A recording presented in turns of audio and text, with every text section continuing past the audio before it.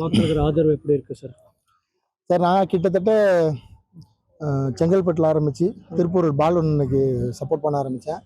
அப்புறம் விழுப்புரம், கடலூர், அதுக்கப்புறம் கள்ளக்குறிச்சி, நாமக்கல், இப்போ தருமபுரி மாவட்டம் வந்திருக்கேன். இப்போது அடுத்து கோயம்புத்தூர், சேலம் ஒர்க் பண்ண போகிறேன். மக்கள்கிட்ட வந்து ஒரு மாற்றம் வேணுன்ற எண்ணம் வந்து அதிகமாக இருக்குது சார். நிறைய அதிருப்தி இருக்குது அதெல்லாம். ஆனால் அதையும் தாண்டி ஒரு நாளைக்கு வேவ் மாறுது. என்னென்னா இவ்வளோ தரப்போகிறாங்க அவ்வளோ தரப்போகிறாங்கன்ற பேச்சு அடிப்படுறப்ப மக்கள்கிட்ட அந்த கன்ஃபியூஷன் வருது.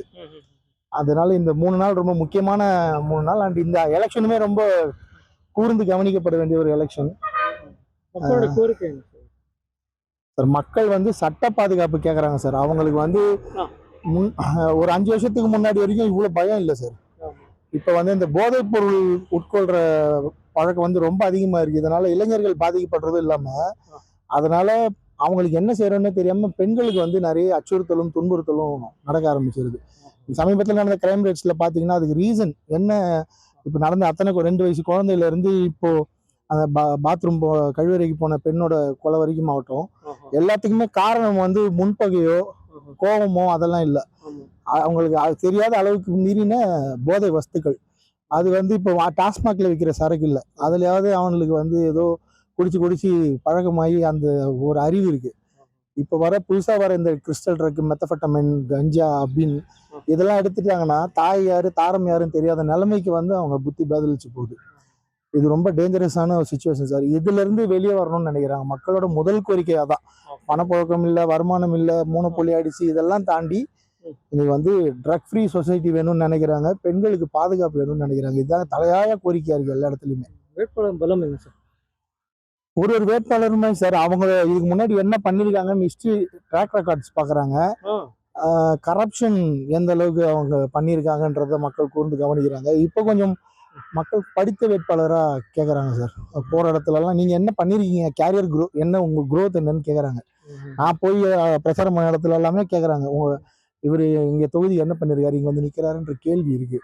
ஸோ இதுதான் இன்னைக்கு வேட்பாளர்.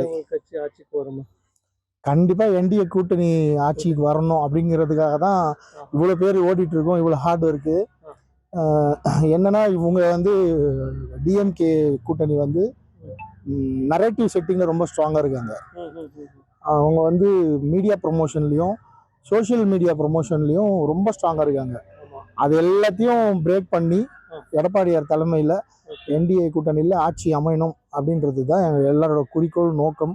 அப்படிதான் இருக்கு. ஒரு பர்சன்டேஜ் வைஸ் பார்த்தீங்கன்னா ஒரு 50 to 48 அந்த மாதிரி இருக்கு. சரி, என்னோட ப்ரெடிக்ஷன் வந்து 130+ என்டிஏ வரும்னு நம்புறேன். நான் பார்த்த வரைக்கும் பணம் விளையாடாம இருந்தா இந்த 2 நாள்ல பணம் என்னென்ன விளையாட்டெல்லாம் காட்ட போகுதுன்னு பார்க்கணும். நீங்களும் பார்க்க போறீங்க, நானும் பார்க்க போறேன். So let's wait and watch.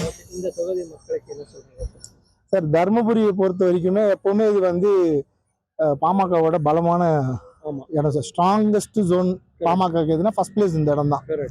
Plus அவங்களுக்கு அடுத்தது ஸ்ட்ராங்கஸ்ட் ஜோன் யாருதுன்னா ஏடிஎம்கே. இப்போ இவங்க 2 பேரும் ஒன்று சேர்ந்துருக்காங்க. So it's sweep in Dharmapuri, no doubt. அதில் கொஞ்சம் டஃப்பாக தான் இருக்கும். ஏன்னா அவங்க என்ன செலவு பண்ண நினைச்சாங்களோ ஆப்போனன்ட்ல 2 மடங்கு செலவு பண்ணுன்ற மாதிரியான விஷயங்கள் கேள்விப்பட ஆரம்பிச்சிருக்கோம். கண்டிப்பாக ஒரு காம்படிஷன் இருக்கும். But it's a clean sweep for NDA.